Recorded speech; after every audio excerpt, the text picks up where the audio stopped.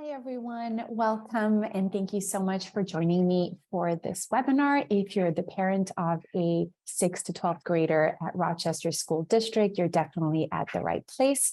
This is the webinar on online safety and digital wellness. I'm really excited to have you here. For all of you who are joining us live, thank you so much for being here. And then, of course, many of you will also be watching a recording of this presentation as well. So before I properly get things kicked off, I see that Tara is here as well.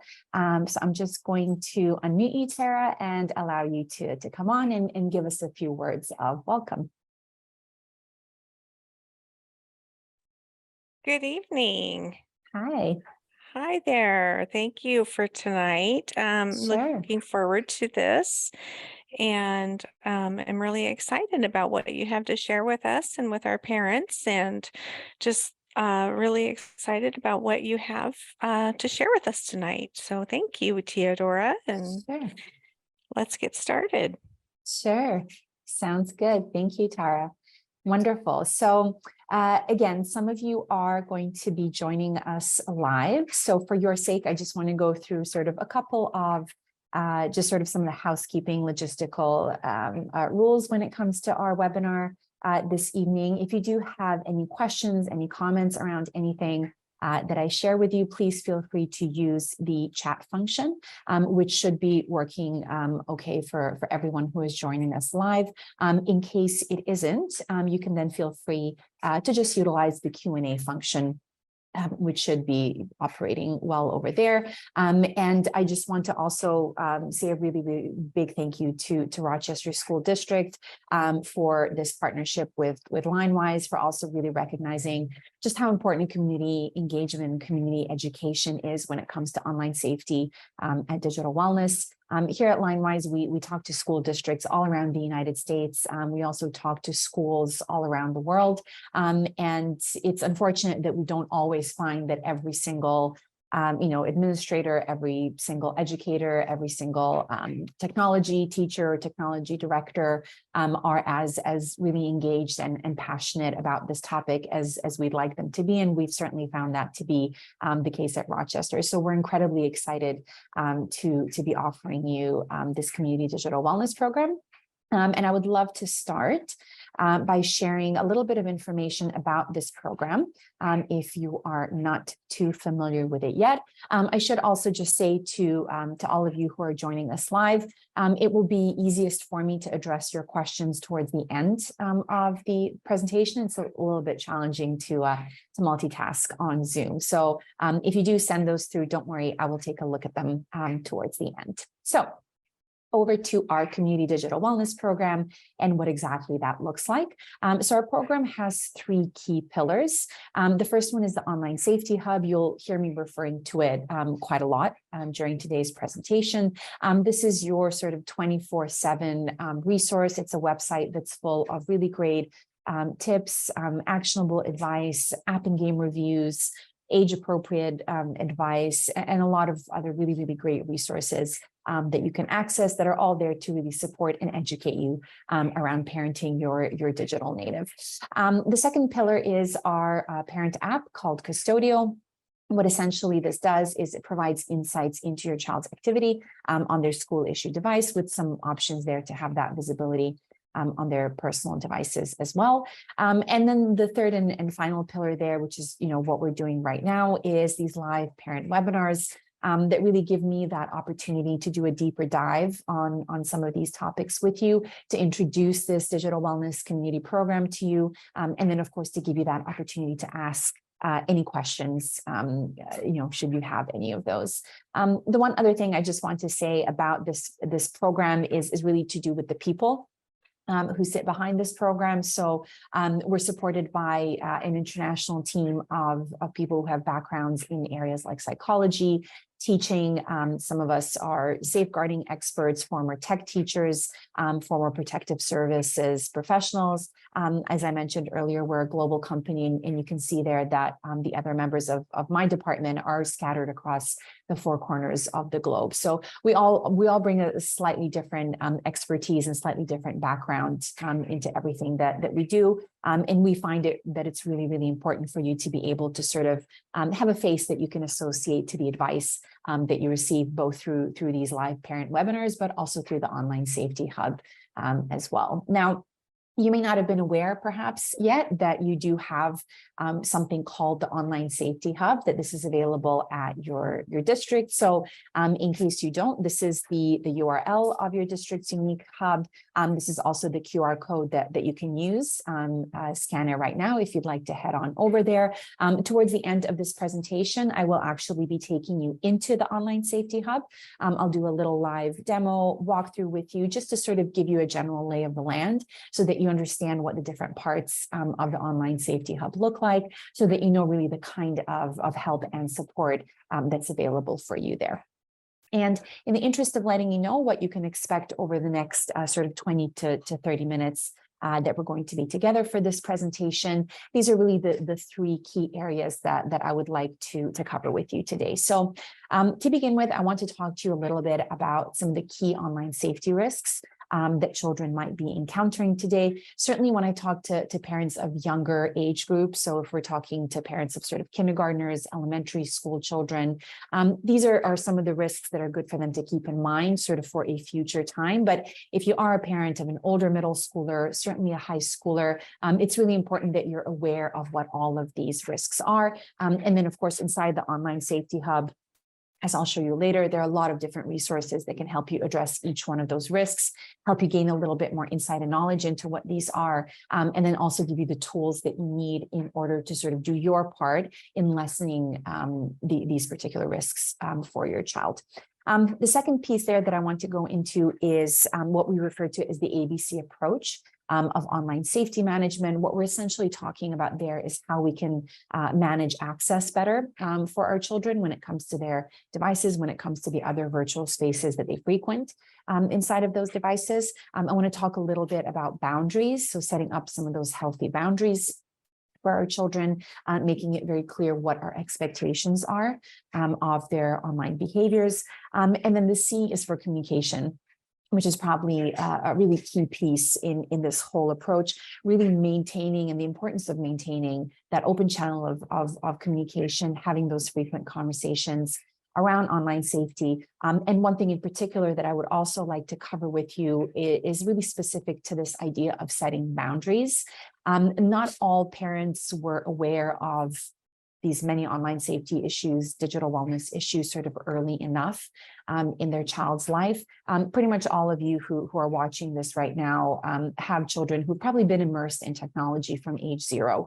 Many of you probably weren't aware of some of these risks that I'll be telling you about, the different platforms that children frequent, and you know, many of these other topics around online safety. So well, what I really wanted to make sure to address with you when it comes to boundaries is that even if you didn't set these up before, and even if you find that your children are sort of breaking some of those barriers, even if they are crossing some of the acceptable lines or the desired lines that you have in mind when it comes to their online behavior, it's really never too late to reestablish and reinstate or instate for the first time some of those healthy boundaries. So I will give you a couple of tips around resources that are inside the hub that you can use specifically if that is something that you find with your own child inside of your own home. We also know that the pandemic made this really, really difficult. So if you are a parent who had already set some rules and boundaries beforehand, the pandemic made it incredibly difficult, not just for our children, for us as well, to stick to those rules. So we want to make sure that we still recognize just how important it is to set those boundaries, but we also want to make sure that you're equipped in the right way to establish them. And so that's what I want to be sure to emphasize for you today. And then the third and final piece, as I mentioned earlier, is the Online Safety Hub itself. So I want to take you into the hub, like I said, show you the lay of the land, make sure that you know what are the different types of pieces and articles and guides and advice that you can find inside the Online Safety Hub, so that if you do have a particular question that comes up, you know exactly where you need to go in order to find your answer. So to begin with, I wanted to give you just a very sort of general oversight of what the 8 key online safety risks are that we have identified, over the past sort of decade that we've been working in this space of protecting children online and of educating the whole community around children when it comes to online safety and some of the issues they might come into. The first thing I want to say here is that it's really important to distinguish between what we mean when we say risks and what we mean when we say harms. So of course, when we're talking about harms, we're talking about sort of the certainty of the negative impact that a child might encounter when they're inside of a virtual space. When we're talking about risks, these are really possibilities. They're likely to happen some of the time, but they don't necessarily happen all of the time. So it's important for you to keep that in mind. We certainly never want to share these and have that effect of sort of frightening or overwhelming parents. It's just important for you to keep in mind that these might be encountered by your children. At some point, it's good for you to have a general understanding of these, and then of course to know what are some of the tools that you can use so that you can play your part as their parent to make sure that you can, as much as possible, reduce the likelihood that your child is going to encounter these. So I just want to address each one very briefly to just give you a little bit of a sort of food for thought on each one of these, something to keep in mind as you think about each one of these risks. So when it comes to pornography and sexual content, the key thing I like to share there is that a lot of children don't actually stumble upon this kind of content intentionally because they're seeking it out. A lot of the time what we see is that they come across this content intentionally. Unintentionally, so by accident. It could be that they were searching for something perfectly innocent. However, when you get into YouTube, when you get into Google or other search engines, you're only a few steps away from potentially encountering inappropriate or adult content. Some of you may have had this experience yourselves. I've certainly had the experience of running into this type of content on Twitter of all places. So this can happen to all of us, not just to children. And the reason why I shared this particular piece of information that we've gathered from a lot of research that's been done into children's online behavior around this particular risk is that what we often see, especially with older children, is that parents will enter a conversation around this risk with the assumption that a child was actively seeking really inappropriate adult content. And so that will sort of, that will shape the rest of that whole conversation. So that's an insight I wanted to offer you, just if you are thinking about addressing this particular issue, if you maybe know that your child did encounter this type of content, just to sort of give them the benefit of the doubt. You may end up finding out that they were actively seeking out this type of content, but it's really important to stay open at the beginning of these types of difficult conversations and just sort of allow for them to explain to you how exactly they came upon this type of content. When it comes to screen time and device use, we do often get this question from parents of younger children, but it still maintains and sort of its relevance and importance when it comes to high schoolers as well, and sort of what we can do about this and what's the best way to manage it. The perspective shift here that I always like to offer is that as children get older, so certainly when they're in that high school age, the time itself is still important, but it's not quite as important as quality. So that question of what are they actually doing with their time? Is it educational? Is it beneficial in some other way? Is it helping them build a particular skill, whether it's it can be a cognitive skill, it can be an emotional skill as well. Is it serving the purpose of social connection? Is it serving the purpose of widening their horizon? Is it serving the purpose of getting them perhaps interested in topics that they typically wouldn't perhaps be interested in, but it's really helping sort of open up their curiosities that way, right? There are a lot of benefits that children can reap online. And when it comes to screen time in particular, again, especially with older children, we really want to think about that and we want to explore that with our child and talk to them a little bit about how exactly are they spending their time online and ask them some open-ended questions around what are their sort of favorite aspects of being online, what are some of the experiences and the encounters and perhaps the types of people and organizations they follow, or the types of content that they consume that they really feel benefit them and just make them feel good, make them feel even better about themselves. And what are the ones that are not so great? And you might actually be surprised to learn that teenagers are very much in tune with that sort of differentiation between these are the experiences that benefit me online, and these are the ones I could really do without. All it takes sometimes is just to have that open-ended questioning and have that conversation with them, and they're very, very much happy to share that information with us. When it comes to online bullying, if you do have a high schooler, by that time, it's very likely that if they haven't experienced online bullying for themselves, they probably would have witnessed it online. And the one really, really important thing when it comes to online bullying, and where I think we have the greatest opportunity to educate our children about this and to also lessen this risk for them, is to talk about communication, to talk about language, to talk about vocabulary, to talk about the ways in which we communicate with other people online. In a lot of the sort of bigger online bullying cases that we've seen in the United States over the past year or so, when the teenagers who were sort of either directly involved or sort of in the periphery of it, when they were interviewed and asked, why didn't you report this incident of online bullying? They said, well, this is just how people talk online. This is the kind of language they use. This is how they communicate. I didn't really think anything of it. I didn't actually think that this was worthy of being reported. I just thought it was normal.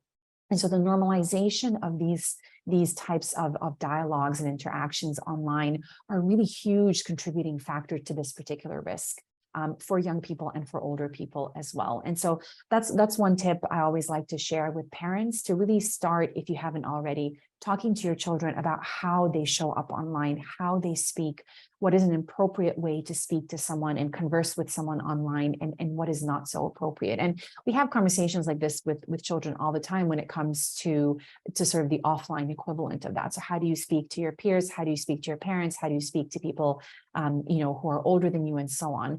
We want to really do the same thing when it comes to online communication. And I really do genuinely believe, based on all of my experience, that can be one of the most impactful things that we can do in order to reduce the number of children who experience bullying online. When it comes to the following two risks, so grooming and predators and digital footprint as well, there's a sort of similar thread that runs through both of these that may not be that sort of obvious and apparent immediately to sort of a layperson, if you will, and that is sharing. And what I mean by that is the sharing of information, the sharing of personal information. And so the best way that parents can play their own role there in terms of, again, lowering the chances that their children might be exposed to the grooming process, because it is actually a process that groomers and online predators engage in, or that they might end up leaving a sort of untidy, if you will, digital footprint behind, is to really talk to them about what are the types of things that we share online and what are the types of things that we don't. Sort of similar to talking to them about what are the ways in which we do and don't want to communicate online. What we find in both of these instances is that children who overshare are the ones who tend to be more exposed to these two risks. So when it comes to things like sharing our exact location, where we are from 1 minute to the next, sharing the exact address of our school or where we play sports after school, sharing the address of our friend whose house we're going to go to later, sharing the exact sort of dates and times when our parents or guardians won't be at home. These are all of the types of highly personal information that we want to make sure children understand are not good for sharing. These are not the pieces of information that we want to share with others, particularly when it comes to groomers and online predators. These are the types of information that they will use to become more familiar with the child, to understand their sort of patterns of behavior better, and then in order to start that grooming process. When it comes to digital footprints, as I said before, we're essentially talking about sort of the crumbs that we leave behind us as we interact online. And again, the type of information that we share there is incredibly important. So it's really important that we talk to our children about that And it's never really too early to begin. If you don't have a high schooler, if you have a younger child, perhaps a child who's in elementary school, if they're already using technology, which of course we can say with almost 100% certainty that they are, you want to start having these conversations with them already and talk about some of these sort of categories, if you will,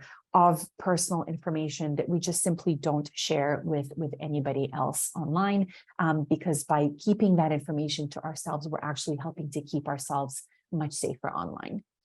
Privacy settings and privacy, private data settings as well is sort of related to these two risks. When it comes to that one in particular, it's perhaps one of the easiest ones to approach. The reason being that a lot of websites, a lot of gaming and social media apps and platforms have actually really stepped up their game in a big way over the past couple of years to embed a lot of controls and privacy settings within their virtual spaces that can enable us as users and you as parents in particular to have a lot more insight and control into what your child is doing online. So when it comes to this risk in particular, what I always encourage parents is to educate yourselves about all of the different settings that are available to you and your child, no matter what the platform is that you're using, and to also make sure that your child is aware of what these privacy settings are, and make sure that they understand that they actually have a lot more control than they think around how they can control the types of people and the types of content that they're exposed to online as well. And all of the major platforms have these built in. So ones like TikTok, ones like Instagram, Snapchat, Facebook certainly has them as well. A lot of the time, these do fall short of being quite as sort of robust and fail-proof as we'd like them to be. So they're not fail-proof, but they certainly do empower us in a really, really big way to have a lot more control over our children's experiences online. And so if you have a younger child, of course, you can certainly do this for them, but definitely if you have an older middle schooler, if you have a high schooler, you want this to be a sort of conversation that you have together with them, more of a sort of collaboration, if you will. And it's a really great conversation starter too, if you've never had a conversation with your high schooler about online safety before. That's a really nice place to start. And you might even find that they can teach you a thing or two about activating some controls and privacy settings on your own device and your own social media accounts as well. When it comes to gaming and gaming platforms, unless you're a sort of a gamer parent, which of course not everybody is, perhaps only a minority of parents are gamers themselves, the rest will often have a sort of negative immediate reaction to this idea of gaming. And a lot of that does have to do with sort of the dramatization, if you will, of gaming behaviors through media. Of course, a lot of the worst of the worst stories around gaming and gaming addiction are the ones that make the headlines. So one perspective shift I always like to offer here is that certain games, if they are being played in a more sort of mindful and controlled way, can actually be hugely beneficial to your children. Many of you may have kids who spent a lot of time playing Roblox, for example, during the pandemic. For a lot of children, this was really their only sort of social channel. So that social component can be really beneficial to children within games. Again, it has to be done in a controlled environment. You, again, want to familiarize yourselves with different gaming features. Is there a chat option inside the game? How good and robust, again, are the parental controls there and the privacy settings? Is the content appropriate for your child? So there's certain things that you want to know about, absolutely. But you also want to keep in mind that there are a lot of benefits that your children can reap from playing games. Like I mentioned earlier, the social component can be really great. They can learn problem-solving skills, cooperation skills, a lot of other really great social benefits there as well. So it's good to keep that in mind.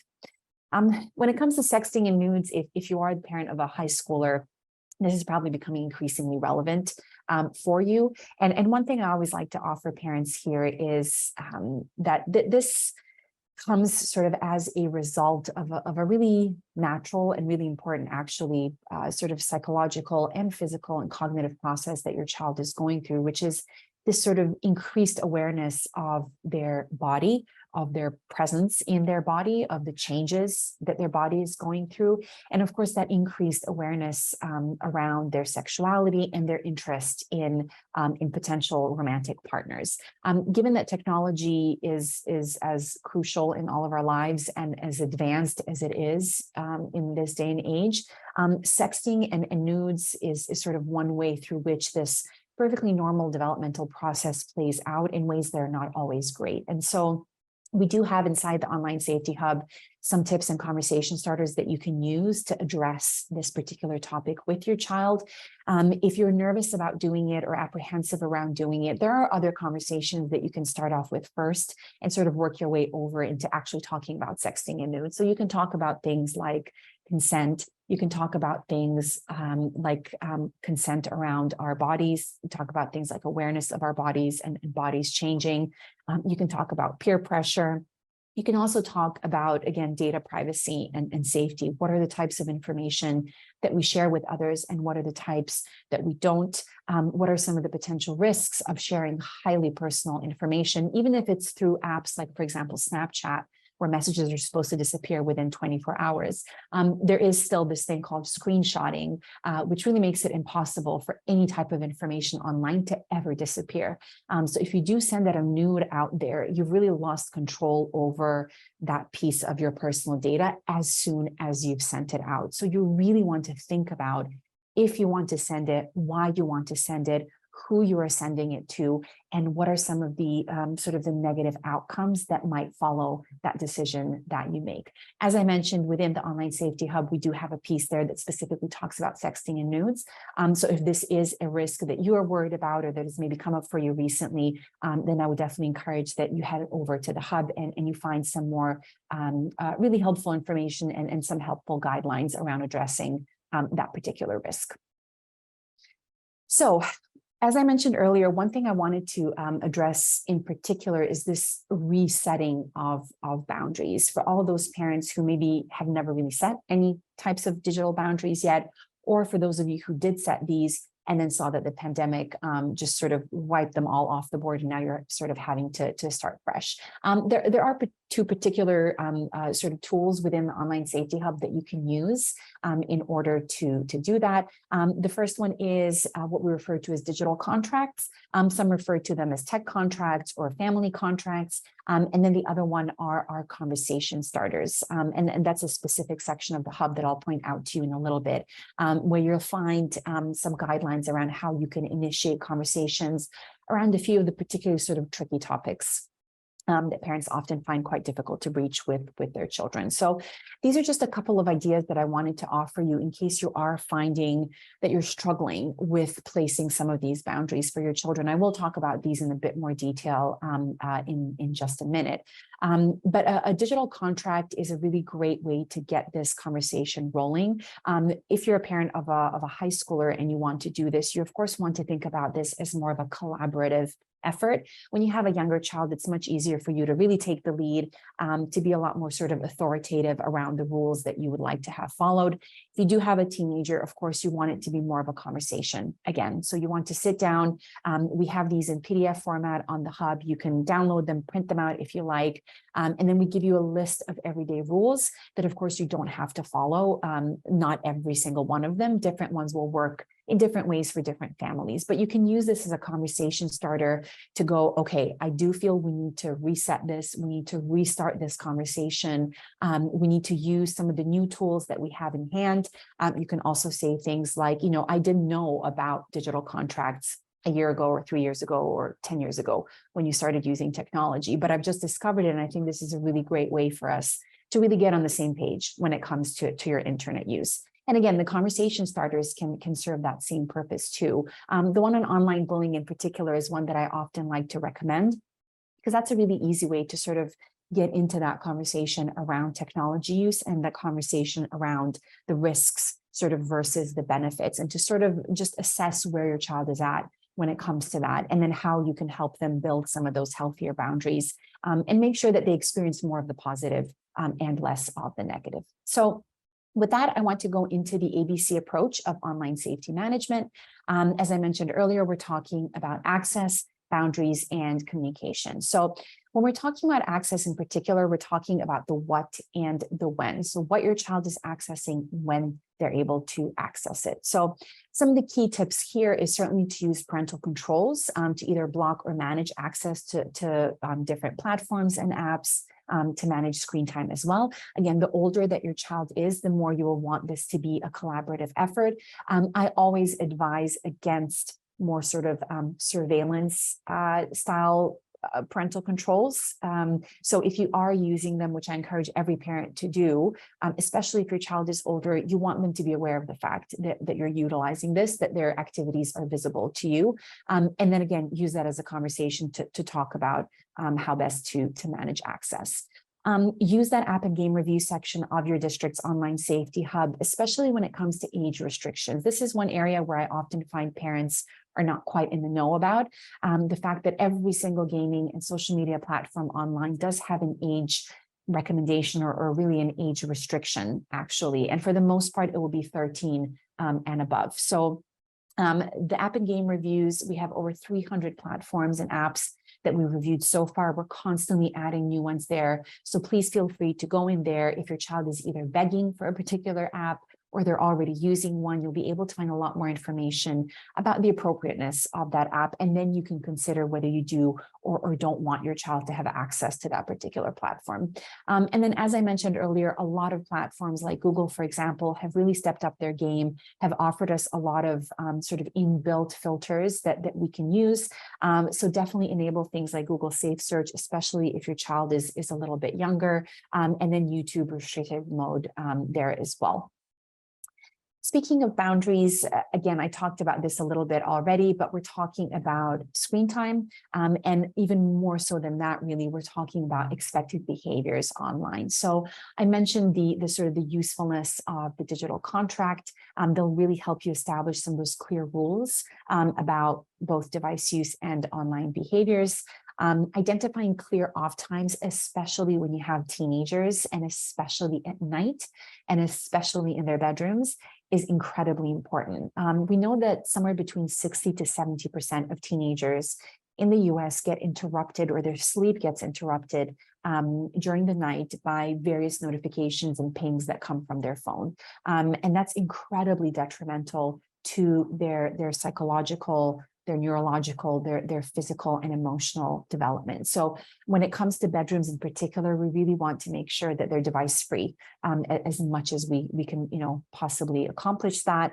One really great way in which we can accomplish all of this rule setting, and this is a tip I always like to share with parents. It's not always easy to do, but modeling the behaviors that you want to see from your child is one of the greatest ways of getting your child to actually sort of emulate those same behaviors. So it's a lot more likely to happen if you, say, model to your child switching off your notifications or turning off your phone or putting your phone in a different room at, say, breakfast or lunchtime or dinner time. If you decide that that's going to be one of your rules, that you're going to have, tech-free dinners, that's going to work a lot better as opposed to just sort of giving them the verbal instruction of switch off your phone or put your phone away, or I don't want to see your phone at dinner time. And this applies to younger and older children as well. So think about some of the boundaries that you want to set, and then do a little bit of introspection around your own behavior when it comes to whether it's, the device in question or a particular platform, a particular habit that you perhaps have,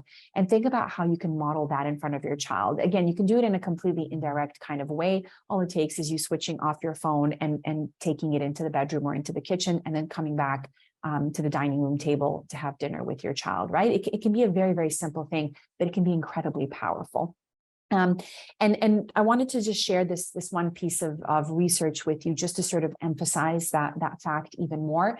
This was from a study done in 2018 that actually found that when it comes to online safety issues, that 12 to 15 sort of age range is where these issues sort of really kick in. This is the most sort of at-risk group.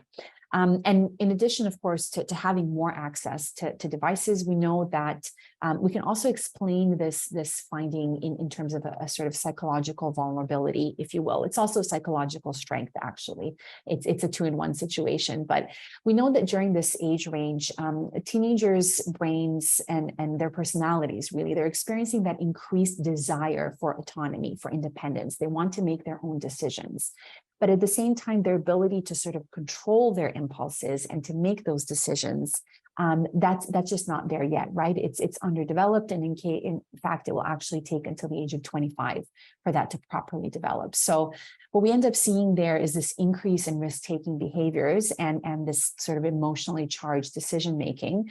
But those decisions aren't always great. And so this is where the consistency of boundaries and the clarity of boundaries are especially important, and they're really pivotal at this point. We often find that this is where parents sometimes decide to pull back a little bit because they think their kids can sort of start handling things a little bit better, or parents just find it really overwhelming to maintain those boundaries. But this is the time when you really want to sort of power up when it comes to maintaining those boundaries. And it's for this reason in particular, children really need to have that consistency because of all of the really rapid changes that their brain is going through. And then the third and final step, before I take you over into the online safety hub that I want to mention here and really reemphasize, because I've mentioned it a few times already, is making that topic of online safety a frequent talking point in your home. We do find from the research that children who tend to report the most positive experiences online and the least negative experiences are the ones who live in homes where this is a topic that's talked about a lot, where siblings, parents, guardians, other family members do engage in these discussions really frequently. So it's important to have these because it really shows that you're curious about your child's digital life, you're involved, you're proactive, you really want to know more about their perspective. And of course, if you have a teenager, you know that this is probably one of the greatest things that they value is when somebody actually stops and asks them about their own opinion and their own view and their own experience. So it can be a really, really powerful thing. And some of the sort of approaches, the strategies that we offer here, for one, are problem solving. When I say that, what I mean is to actually sort of show up as a resource to your child, for them to problem solve, not so much for you to step in and solve some of their issues themselves. So if there's an online bullying incident, for example, to ask them what their ideal outcome would be and to ask them how you can be that resource for them to try and help them reach that outcome. So problem solving in that sense. Leaving a little bit of space for them in those conversations. If you ask a question and they don't immediately answer it, to don't sort of follow that impulse to ask another sort of clarifying question or even give the answer for them, but really to give them that space and time to step in and sort of give you their own thoughts, share their own opinion on a particular subject matter. And then as much as you can, again, to really talk with them, not so much at them.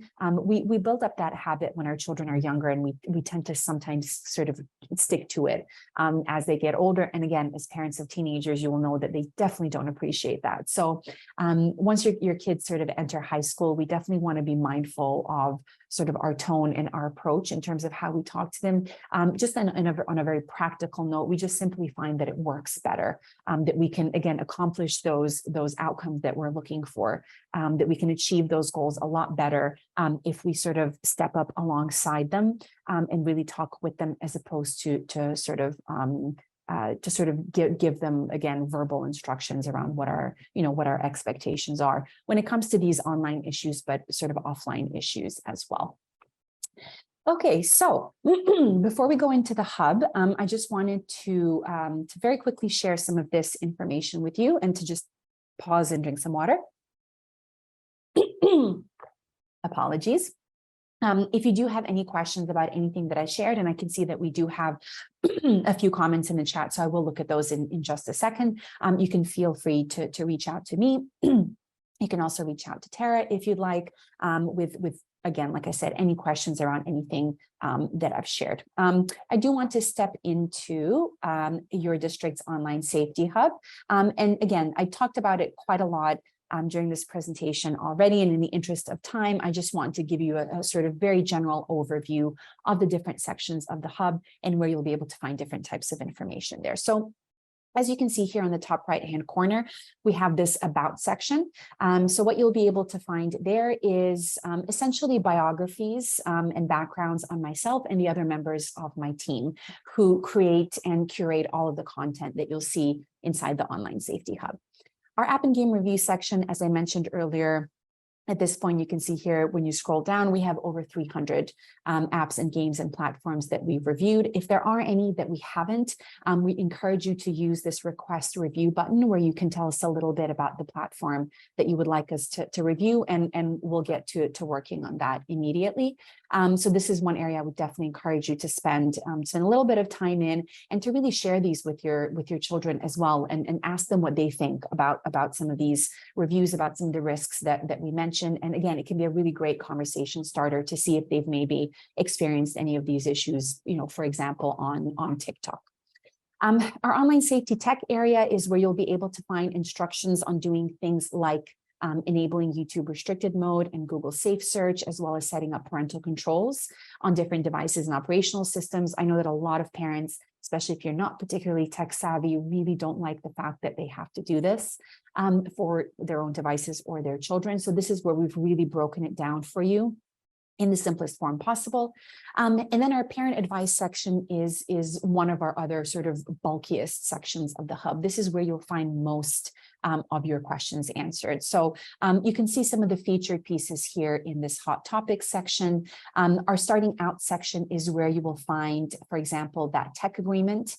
So you'll find the different PDF templates here that you can print out and use. We have the same types of templates for screen routines, so I would encourage you to check those out as well. If you don't have those set up for your family yet, or even if you do and you would like to revise them and perhaps update them a little bit, you can do that here. This is the conversation starters area that I mentioned to you earlier. So you can see here the online bullying piece that I mentioned. And then we also address sexting and nudes and online predators. These three tend to be sort of some of the most difficult topics that parents share with us, the ones that they share they would like the most support around. So that's where you'll be able to find those. And then if you do happen to have a child in your home who is younger than that sort of high school age, you'll see some advice here around their first smartphone, starting out with social media, starting out with messaging apps as well. We have some age appropriate advice for you there. And then the information and guide section is where we have some of our more long form content. So this is where you'll see all of those online safety risks I mentioned during this presentation addressed in quite a lot of detail. We also do deep dives on every one of sort of the most frequently used apps and platforms today. And then for those of you who have a little bit of interest, a little bit of curiosity and inclination to read a bit more about other online safety and digital wellness topics, our blogs and articles section will be for you. You'll see lots of different current trending topics addressed there. Our ChatGPT piece is one of our latest ones. We talk about, life as an influencer, misogyny online, parental controls. There's a whole range of different topics there. And then finally, the I Need Help section is for all of you who will have a very specific issue in mind. You can see on the left-hand side here, we have advice on a whole host of different issues. All of the advice here is again segmented into age ranges so that you can find the most appropriate information for you.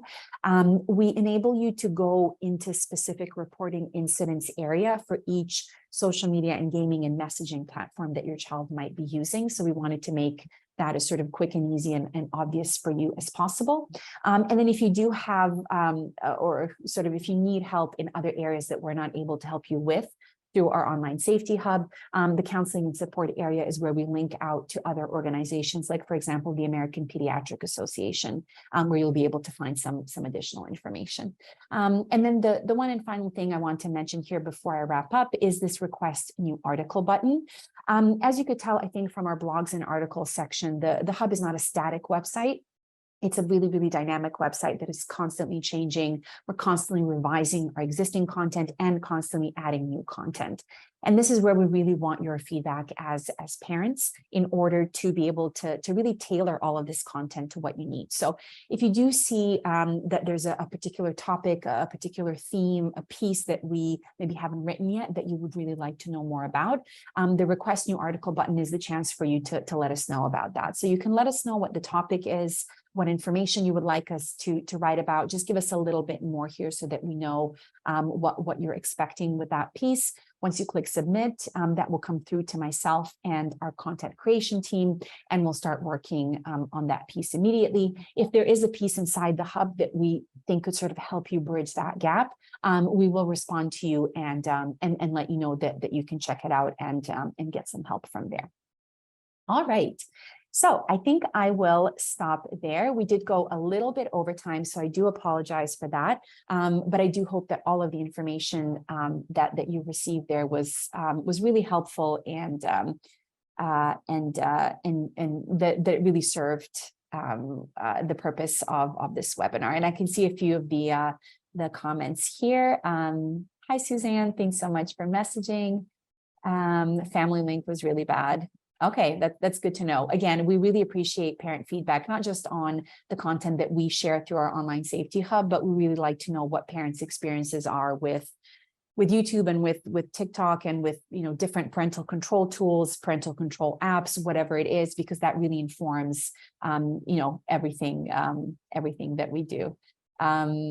Not too scary now. Perfect, Suzanne. All right. So Tara, I think I'll just invite you to unmute once more, perhaps give us a few words of an outro, and then we can slowly wrap up for today. Okay, well, thank you, Teodora. That was some great information. And I Sure. think our parents are really going to appreciate that and have some place to start and some great things to discuss with their students. So thank you for that and all that information. And that'll be great. So thank you, Teodora. Absolutely, Tara. Thank you so much. Thank you so much for having me speak to your parents again. Again, for those of you who are joining us live, you will be getting access to this recording as well. We want to make sure that we get this information out to as many members of your parent community as possible. And again, if you do have any sort of follow-up questions, any thoughts, any comments, please feel free to head on over to the Online Safety Hub and reach out to us there. You're very welcome, Suzanne. Thank you so much for joining us. Again, thank you all of you who watched this presentation, and hope you have a great rest of your day. Bye. Thank you, Teodora. Good night. Good night.